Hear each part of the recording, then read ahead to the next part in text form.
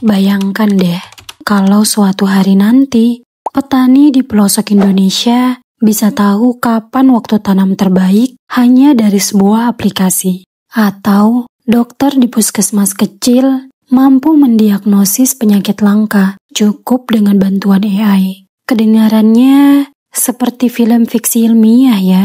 Tapi semua itu bukan mimpi, karena saat ini pemerintah Indonesia sedang menyusun satu dokumen penting yang akan jadi penentu masa depan kita. Roadmap Nasional AI. Roadmap bukan sekedar daftar tugas biasa. Ini seperti kompas, sebuah peta jalan besar yang memandu Indonesia dalam mengembangkan teknologi kecerdasan buatan. Ia memuat mau kemana kita, kapan kita bergerak, siapa yang ikut, dan yang paling penting, bagaimana caranya. Lewat roadmap ini, Indonesia nggak cuma ikut-ikutan tren dunia.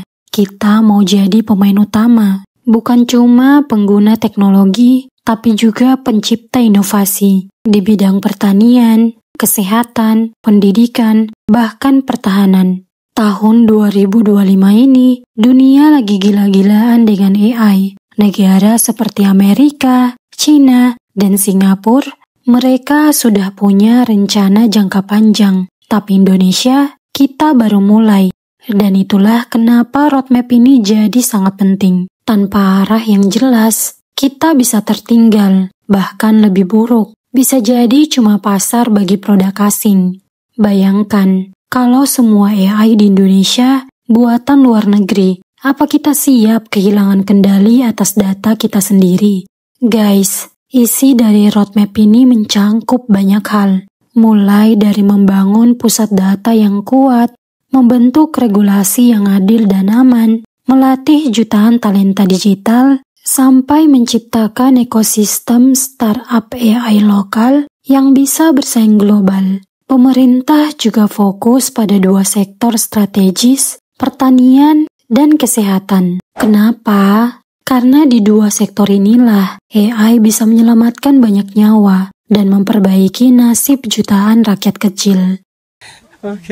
Eits, tapi tunggu dulu. Ini bukan perjalanan mulus, ada banyak tantangan. Infrastruktur digital kita masih timpang, talenta AI masih sangat kurang. Dan yang lebih mengerikan, ancaman penyalahgunaan AI juga makin nyata, seperti deepfake, hoax otomatis, dan pelanggaran privasi. Makanya, roadmap ini bukan sekedar soal teknologi, tapi soal tanggung jawab, soal etika, soal bagaimana manusia dan mesin bisa hidup berdampingan dengan adil dan aman. Tapi, apakah AI sangat produktif buat bangsa kita saat ini dengan 1000 masalah yang ada di negeri ini?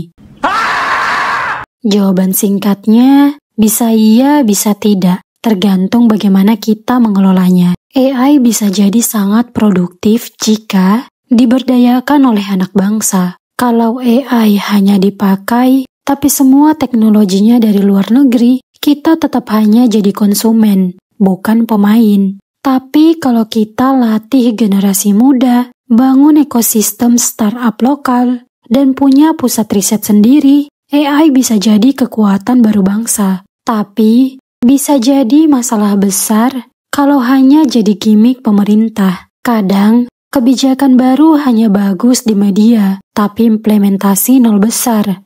Kalau roadmap AI hanya jadi pajangan, tanpa pelatihan SDM, infrastruktur, atau kolaborasi nyata, maka hanya buang waktu dan uang rakyat, dan malah bisa jadi memperlebar kesenjangan. Kalau hanya kota besar yang nikmati manfaat AI, dan desa tertinggal makin jauh, maka teknologi ini justru memperparah ketimpangan, serta tanpa etika dan regulasi. Misalnya, penyalahgunaan AI untuk hal politik, manipulasi opini publik, pelanggaran privasi warga, dan disinformasi otomatis. Maka AI bukan membantu, tapi malah merusak demokrasi dan kepercayaan masyarakat. Guys, AI bukan solusi untuk semua masalah, tapi bisa jadi alat yang sangat kuat kalau digunakan dengan bijak. Indonesia memang punya 1000 masalah, tapi justru itu Kenapa kita butuh solusi cerdas dan teknologi yang tepat sasaran? Pertanyaannya sekarang, apakah pemerintah siap memprioritaskan kepentingan rakyat, bukan sekedar proyek besar? Apakah generasi muda kita disiapkan jadi kreator, bukan hanya pengguna AI?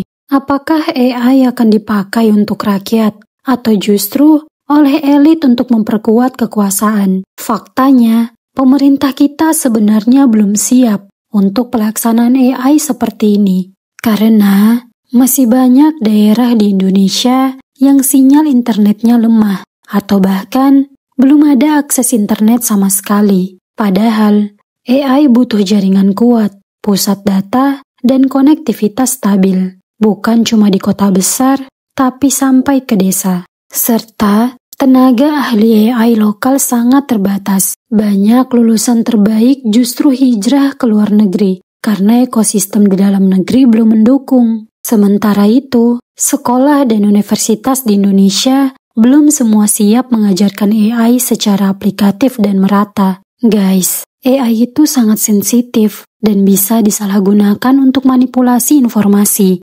pengawasan publik berlebihan, atau diskriminasi algoritma. Tapi sampai sekarang, belum ada undang-undang perlindungan data pribadi yang benar-benar tegas diterapkan. Belum jelas siapa yang bertanggung jawab kalau AI merugikan warga. Bahkan, AI bisa jadi ladang proyek miliaran rupiah. Tapi pertanyaannya, apakah rakyat diuntungkan? Atau hanya segelintir vendor dan elit politik yang menikmatinya? Banyak program digital sebelumnya seperti eKTP atau Smart City terbukti gagal karena salah urus, korupsi, dan tidak berkelanjutan. AI bergerak sangat cepat, tapi birokrasi kita masih lambat. Mentalitas asal aman atau takut salah dalam lembaga pemerintahan sering menghambat kreativitas dan eksperimen teknologi yang dibutuhkan. Lalu, apa peran kita? Jangan tunggu jadi ahli dulu, baru peduli. Kita bisa mulai dari hal sederhana, belajar dasar AI, dukung produk lokal, dan kritis terhadap penggunaan teknologi. Karena masa depan AI Indonesia bukan cuma tanggung jawab pemerintah, tapi juga kita semua. Dan siapa tahu, 10 tahun lagi kamulah yang akan menciptakan AI yang bantu jutaan orang. Ini bukan soal teknologi. Ini soal arah bangsa, karena ketika negara lain sedang berlari dengan AI, kita nggak boleh cuma jadi penonton. Dengan roadmap ini, Indonesia sedang bersiap, bukan untuk ikut lomba, tapi untuk jadi pemimpin di era baru. Dan pertanyaannya sekarang, siapkah kita jadi bagian dari sejarah itu? Masyarakat Indonesia tentunya berharap agar negaranya makin maju, dan semoga pemerintah kita mampu mendengarkan suara kecil dari rakyatnya. Bagaimana pendapatmu? Tulis di kolom komentar ya. Saya Vi, sampai jumpa di videoku selanjutnya.